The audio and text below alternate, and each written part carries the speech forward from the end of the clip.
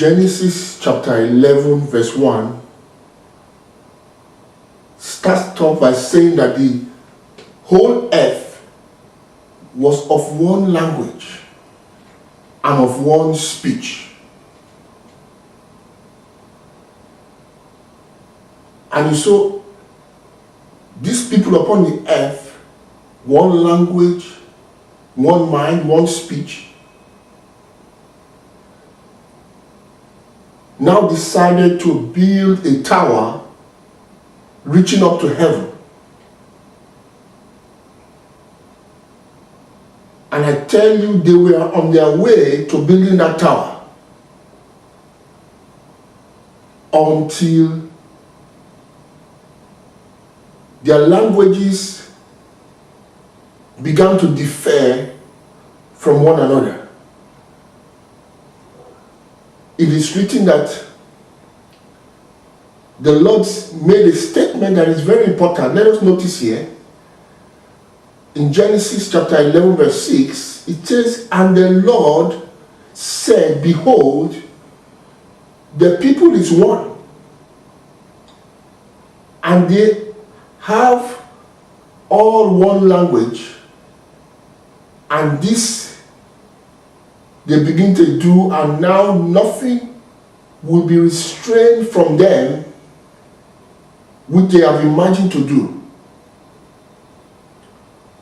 So you can see that God is trying to say that these people, as long as they spoke one language,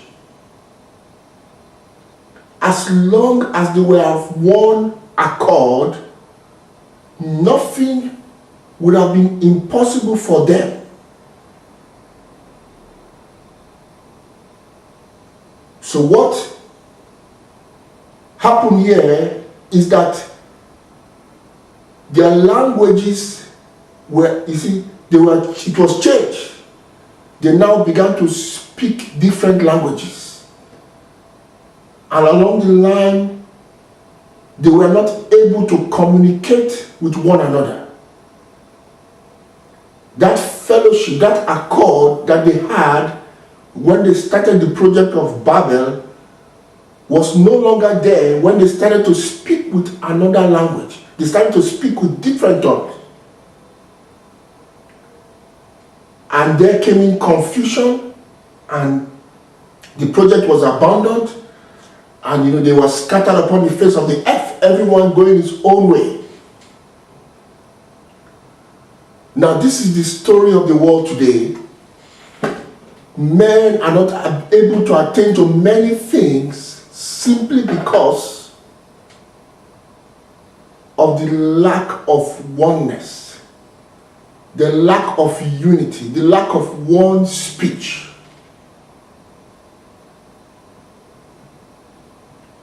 Praise God. Now just look at the world around us today. There is abundance for everybody. But why do you have somebody rich here? Why do you have somebody poor here? Why do you have all kind of injustices in this world today? It's simply because the men are not of one piece, of one speech, one mind. In Africa, you have countries with different speech, different languages, different traditions, and these people come together and try to form, an entity called a country, and we can see the result today: unending war, unending conflict. So as long as they have these divisions, there is no way there can be progress in those countries. The ability to prosper and to see dreams fulfilled is in oneness. Oneness. Praise God. Now there's one element that is very important here. Notice that they had one language and one speech. The people of Babel. One language and one speech. Your language and your speech is all an expression of what is in their mind. Your language and your speech is all visible expression of what is embedded in your mind. And we must understand that today, God has given us His Spirit so that we can realize that oneness that represents God. Because with God, all things are possible. See, the people in the days of the building of the Tower of Babel were almost functioning as God until their speech, was changed and confusion set in. The only way you can distinguish God and the world is in that oneness. Praise God. People can only see God in you when they realize that perfect harmony and love, that oneness in the brethren. Because that oneness can never be found in this world. Oneness cannot be found in religion. Because the more people try to gather in the name of religion, the more they divide. Divide into denominations, and these denominations divide again and again and again, and the division never seems to end. In the Muslim world, you have divisions, you have their own groups. In the Buddha world, you have different sects, and the division continues. Why? Because they begin to speak after a new language, a new tongue. But today we have what we call the language of the Spirit. And brethren, let us not be deceived, let us not be confused.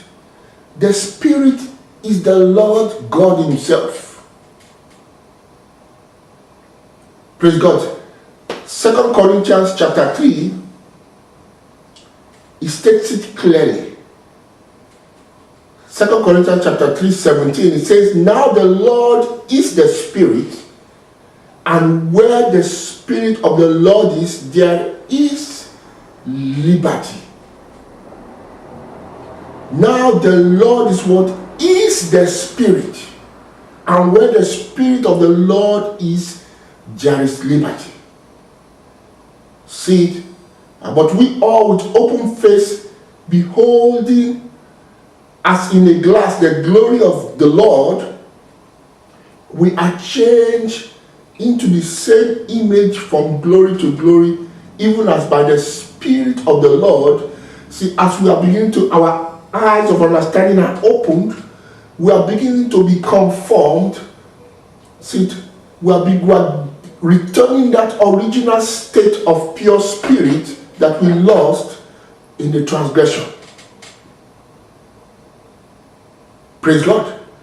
And the Lord is one, the Lord is the Spirit. Praise God. And you can see that we are being, gathered back into that one Spirit, which we actually are in reality.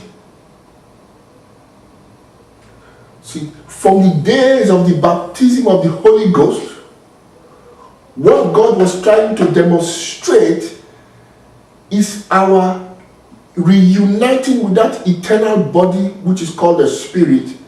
When the Holy Ghost came down upon the disciples, it is recorded that they started to speak with different tongues. They started to speak with tongues, different languages, but in reality it's one Spirit, one interpretation, one, word coming from the heart of God.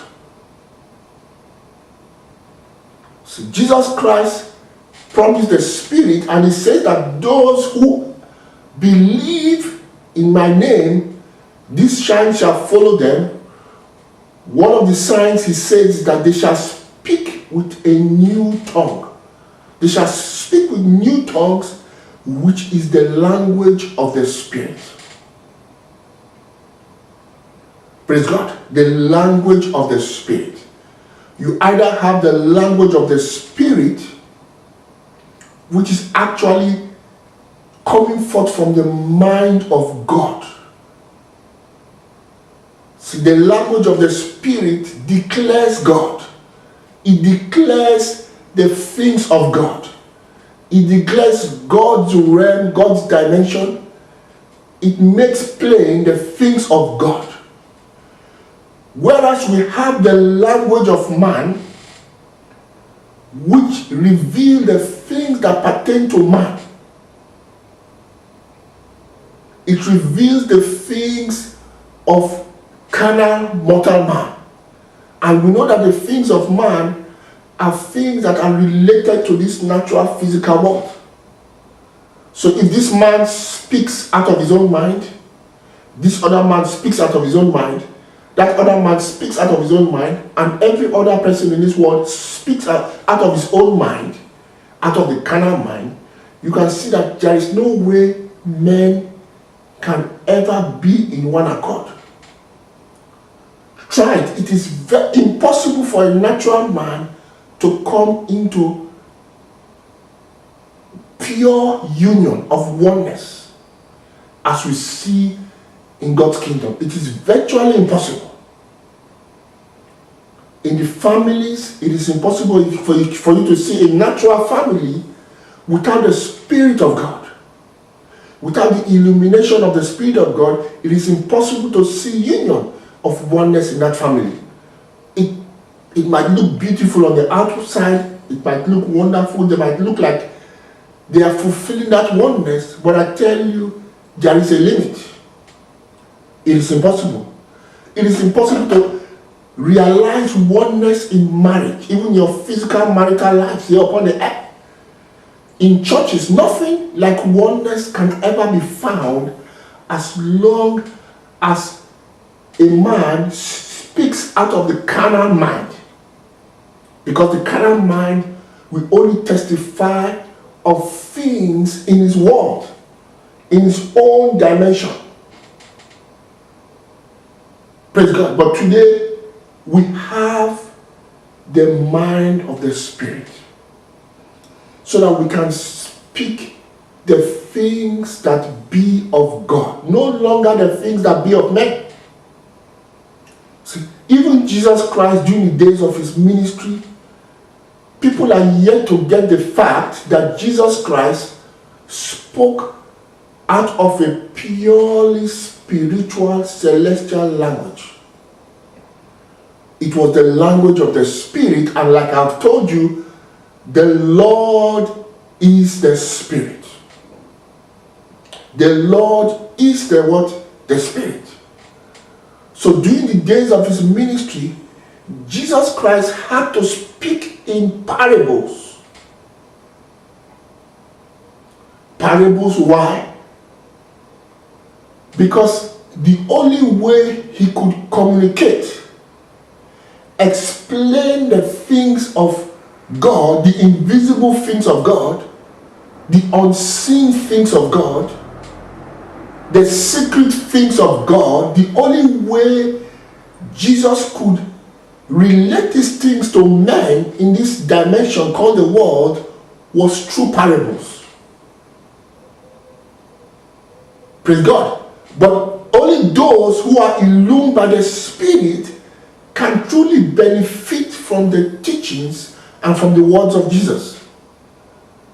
Jesus Christ said that to those who are without, it is given, everything is given to them in parables. But to those who are within, those who enter and stand in the place of light, those who enter into the secret place and listen to the heartbeat of God, everything is made plain to them. Bear in mind that everything we see in this natural dimension is nothing but parables. See, a parable is not the real thing. Rather, a parable is a pointer to the real thing. A parable is like a shadow. When you look at a shadow, when you look at your shadow upon the earth or upon some object, when you look at the shadow, you are not actually seeing the real thing, but you are seeing simply, how do I put it, an image, testifying that the real thing exists. See, if I'm to look on the ground and I see a shadow, I might probably realize that something is behind me, or a person is behind me. I say a shadow of a man with his head and the sun is behind me. I'll probably realize that somebody is behind me. So the shadow simply points to that which is real. It's like a parable pointing to that which is real. So everything that Jesus Christ said in the days of his ministry and reality, things to be interpreted spiritually, because Jesus Christ was speaking in the language of the Spirit. Like I said, the Lord is the Spirit, praise God. The Father's language is Spirit, because you see, it declares God, it declares the things of God, the invisible things of God. Praise God. Now, to this day, many people have formulated religion for themselves. Why? Because they read this Bible, the Old Testament, the New Testament, the letters of Paul, the letters of Timothy, the letters of Peter, the letters of John. Many people still read these scriptures carnally. They still read these scriptures and try to relate them to the things of this world, but they are greatly mistaken. They only form religion out of these things, and it cannot pay you. See, the letters kill it, but it is the Spirit of God that gives life. See, the letters will only give you a view of the shadow of the parable, but never causing you to understand the things that be of God. Praise God. Even our physical appearance, even the physical appearance of men, the natural things we see, about family, about things, all these things are shadows. If your eyes are open, you will discover there is only one, and that is the Lord, and the Lord himself. Praise God. We all originated out of God, and today God is lifting us out of the dust, out of the earth, out of the realm of the dead, back into the Spirit, so that we can once more live true, fulfilled lives as sons of God. Hallelujah. But first of all, there has to be a change in our speech. There has to be a change in our speech. No longer the Babylonish language. See, the abominable language of the earth that we have learned since we entered into this world.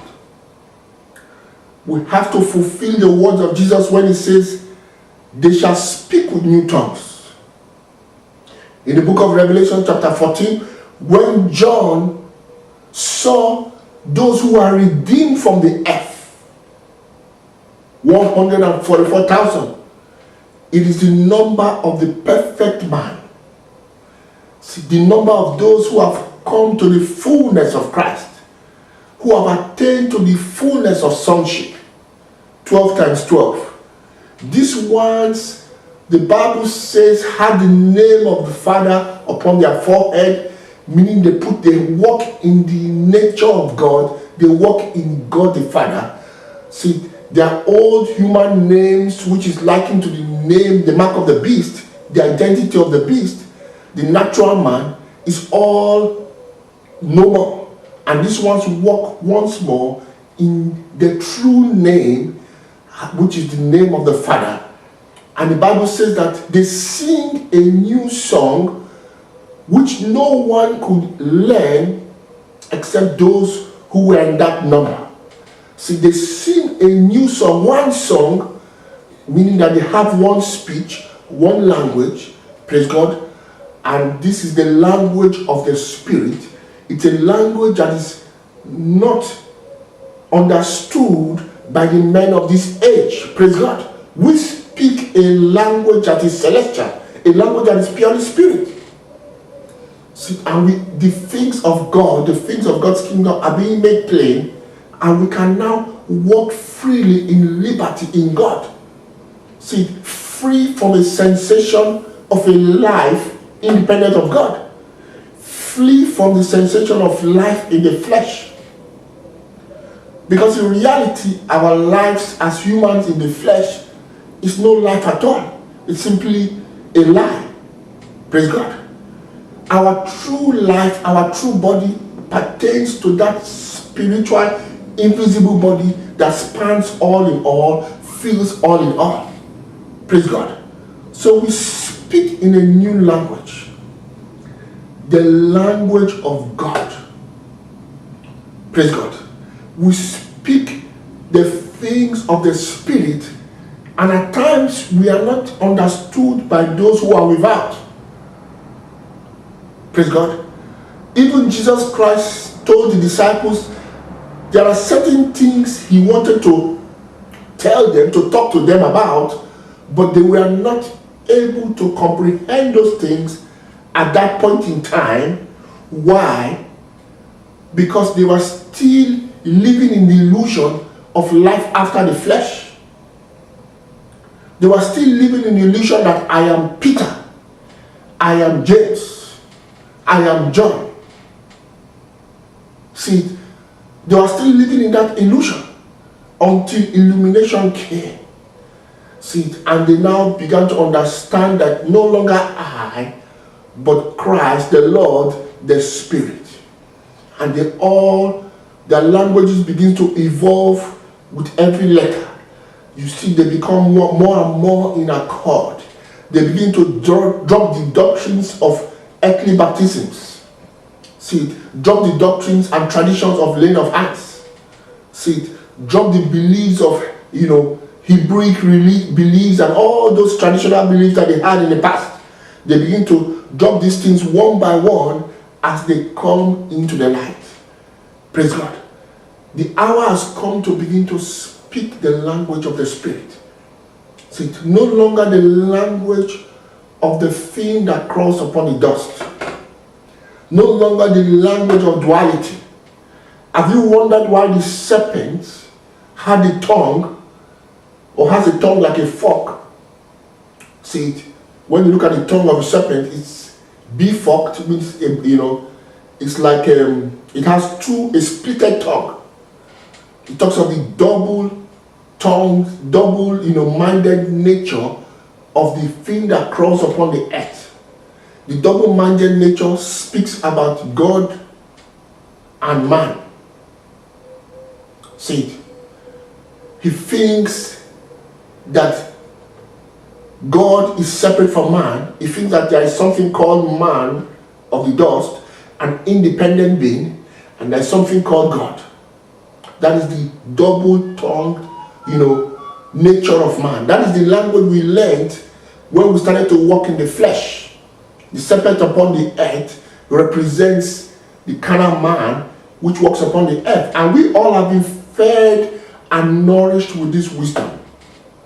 See, a wisdom that makes us or causes us to, sense ourselves as creatures independent of God. I have my own life, I am this, and there is God somewhere. But not so as we begin to receive sanity once more. Not so as we begin to speak once more the language of the Spirit. Because as we begin to speak the language of the Spirit, we begin to know that besides the Lord, there is no other. I live and I alone live forever. I am the living one. See it. We begin to know that I am the beginning and I am the end. And besides me, there is no other one. See it. Our human identity of the flesh does not exist. Yes, if we appear in this world, it is the Lord himself appearing. It is the Spirit appearing. See it. And embodied in a vessel of jar. See it, in a jar, in a vessel of clay. is the Spirit of God appearing. Is the Spirit of God appearing in me? Is the Spirit of God appearing in you? Is the Spirit of God appearing in that brother? See, it is the Lord Himself in appearing in all men, but we are unaware of these things when we are asleep, when we are deep asleep. See, in our human sense of life. See, at times we are so attached to a physical dimension. See, and we are married to this world. See, but as we begin to hear truth now, the hour comes now, and now is to separate ourselves from the lie and reunite once more, with the Lord. And this comes by aligning ourselves with the language of the Spirit, learning to speak the language of God. Praise God. And when we begin to speak the language of God, there is no longer division, because it is one that is speaking. See, oneness can only be attained in recognizing the Lord as the only one that exists and exercising ourselves in that new tongue, speaking that new tongue. Praise God. It purifies us. See, it separates us and elevates us from the level of the dust. Oh, praise God. Hallelujah. See, speaking in the new tongue is like putting on the wings of the angel, and it causes us to fly, to be elevated from the dust realm and begin to fly in the heavens. Praise God. When Ezekiel, in Ezekiel chapter 1, saw the glory of the Lord, Ezekiel observed closely that there was the sound of a multitude. See, he heard the flapping of wings. Praise God. Ezekiel heard the flapping of wings like a host, a multitude. See, that was speaking one voice, one language. It is the Lord of hosts appearing you and I. See, I can tell you, there's no way any man can ever see God except through we who manifest the mystery of godliness. There's no way God will ever appear from the sky anywhere. He will appear through you. It is we who manifest the mystery of godliness. Praise God. So from the vision of Ezekiel in chapter 1, when Ezekiel saw that bright cloud and he saw the glory of the Lord, when he discerned a multitude that were in the Lord, in that glory, speaking, as the Lord. So it was like a multitude flapping of wings. Those flapping of wings actually speak about the language of the Spirit.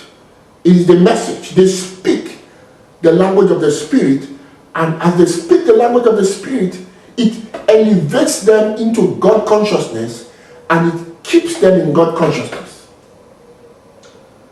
Praise God. Hallelujah. So it sees that our confession, the language we speak, is actually the same as our confession.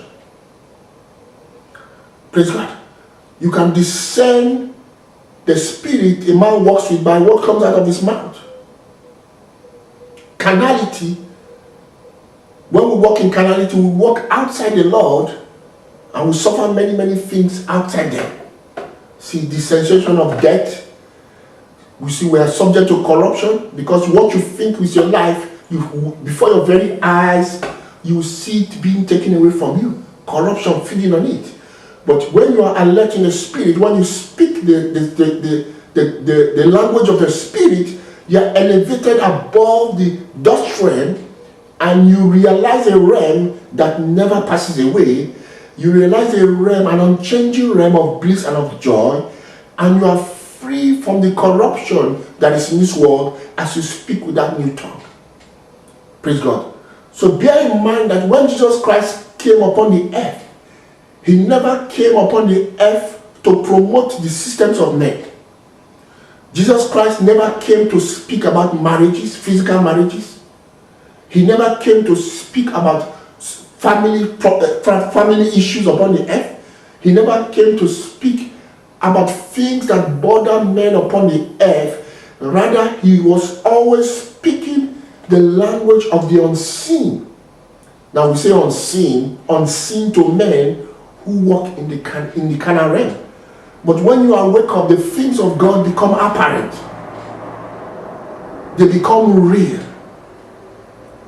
Praise God, and you begin to walk in this reality. A new tongue, a new language, the language of the Spirit. Praise God. This is the only way back to oneness and to God. See, if we realize this oneness, we begin to discover that everything we have in abundance, all things are ours. Praise God. What I have is mine. What you have is mine. The other day, a brother invited me over to another country, and I asked him, where am I going to stay? And he told me, you stay in my house, in my room, in one of my rooms. Why? Because his house is my house. When you walk in the dimension of the Spirit, you begin to realize that the Lord, the earth and the fullness thereof belongs to the Lord. See, those who can walk in this realm are those who have attained to the fullness of Christ. Praise God. Who have attained to this high, elevated consciousness. Praise God. Then we can walk in that love which this world cannot understand. In that unity which this world cannot understand. We can all speak the voice of the Alpha and the Omega. Praise God. It was you and I that John saw in Revelation chapter 1. It was you and I that John saw speaking, with that new tongue, with the language of the Spirit. See, when John observed the Alpha and the Omega, which is actually a composite body of Christ, it's a body eternal in the heavens, an invisible body, praise God, with multitudes, innumerable members that form that body, and they all speak with one tongue. John observed that the language was like, a gushing water, many waters. Those waters are nations, tongues, people that have rediscovered themselves back in the living one, in the Spirit, because the Lord is the Spirit. These ones all speak the language of the Spirit. Praise God. When I speak the language of the Spirit, it's no longer I, but Christ. It's no longer I, but the Lord of glory, the King of glory. Praise God. Daniel also saw this. When Daniel saw the Lord in the book of Daniel, he observed that same multitude speaking with one speech, one language. It is the language of the Spirit. And the language of the Spirit is not necessarily that I say everything physically the way you say it. It does not necessarily mean that I interpret the scriptures the way you interpret it. We only agree in one point, that everything points to the Spirit and everything reveals the invisible Lord of glory. See it. The language of the Spirit agrees only in this aspect. It declares, it testifies of the invisible things of God. Praise God. So if I come out today and I say that the Lord revealed to me that the Lion of the tribe of Judah, or the lion represents the Lion of the tribe of Judah, and the another person says that the lion represents the devil, it does not matter. All that matters is that these things reflect the invisible things of God. See, that is how we begin to grow in accord, in oneness, recognizing the language of truth, the language of the Spirit, no longer the language of lies, the language of, that thing that crawls upon the dust. The psalmist speaks about those who speak lies from the day that they are born. See, from the day a man is born into this world, he speaks lies. See, and what is the lie? Anything that denies the Lord, who is the Spirit, is the liar. Anything that denies the Christ, who is the Spirit, is the liar. So let us change our language. Let us change our speech. Let us begin to speak the language of the Spirit. Praise God. As we walk around our daily things, let our eyes be fixed on the things beyond this natural temporal realm that passes away. See, because the things of God, the invisible things, invisible to the carnal mind, invisible to the natural mind, the invisible things of God are eternal. They are the real things. Praise God. Let us not be bound or, married to the beggarly elements of this world, but loosen ourselves by the revelation that is coming to us today. Walk in the Spirit, like Paul says, and you shall not fulfill the lust of the flesh. Walking in the Spirit is entrance into God's realm, God's kingdom of all power and all glory. God bless you. Amen.